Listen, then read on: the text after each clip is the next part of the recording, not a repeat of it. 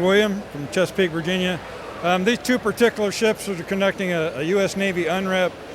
Could be anywhere circa from the mid-60s up to the late 80s. So these two happen to be two of the ships that I served on while I was in the Navy.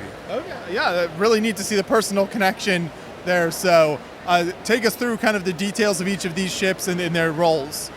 All right, so the one on the outside edge here is the Adams-class destroyer, built in the mid-60s, served up until the late 80s when it was sold to the Greek Navy. They used it for another 8 or 9 years before it was finally sunk as a target ship. The back one is a Sacramento-class oiler.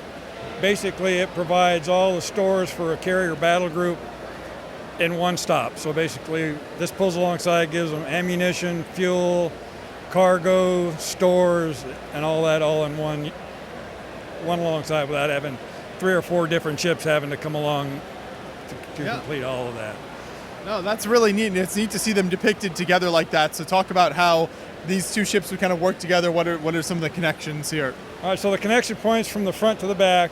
The front one is what they call the phone and distance line. That just shows the distance between the ships that they're trying to keep consistent so that the ships don't collide.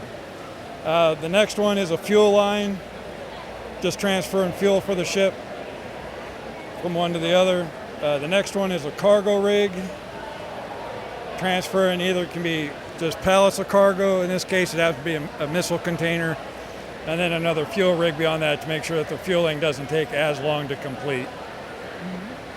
And you've built these at an interesting scale with the kind of micro figures there. That's you don't see that very often. Yeah, that was a particular choice. One, to be able to show the scale of a person on the ship.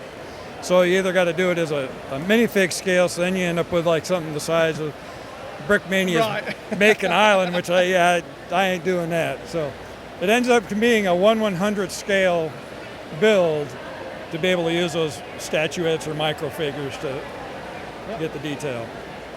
So on the far ship here, what are some of the other kind of details as we work our way through this, kind of just the different elements and parts of the ship here? So you got the wagon wheel is actually an antenna.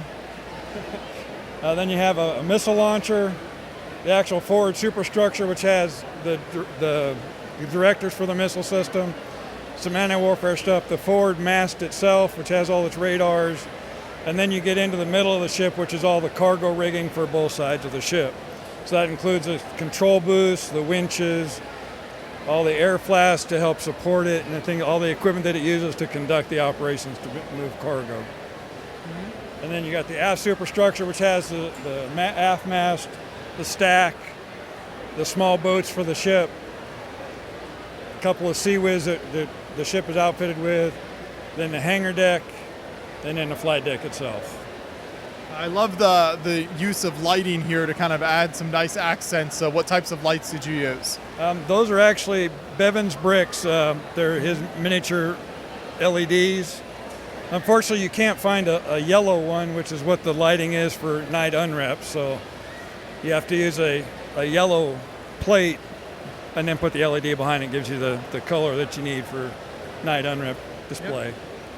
And then same thing with the closer ship here, if you can kind of take us through the sections. All right, so sections, the forecastle, which has all the anchor gearing, and then the forward gun mount.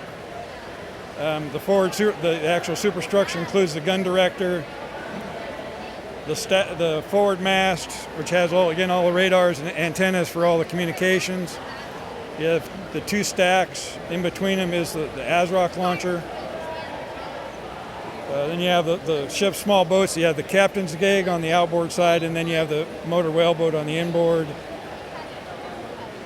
The missile fire directors, the aft gun mount, the aft missile launcher, and then the fan tank. And what is your sort of planning process like as these come together, kind of creating the structure of each ship?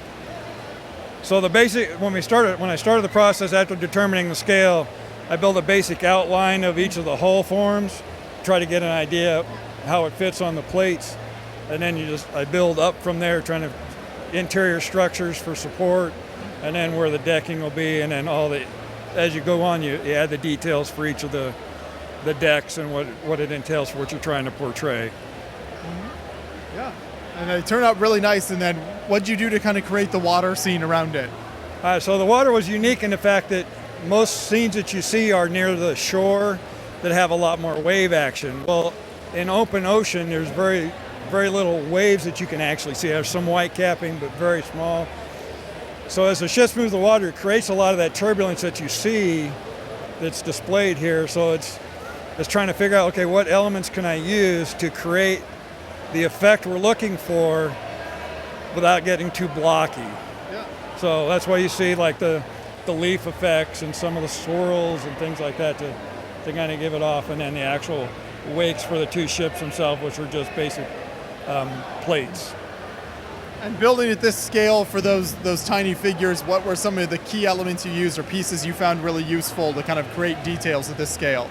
A lot of individual like plates, tiles. That's basically what it amounts to. Can I take a small plate? What can this portray? So you'll see some that'll be like the mooring bollards, like this here, like the anchor chain itself, getting it the right scale for what the anchor chain would be for that. And it also helps for some of the small things like the pentagon shape here for one of the styles of anchors that it would use. So. Yeah. Very impressive work here. Thank you for taking us through each of these ships. I appreciate it. Thank you.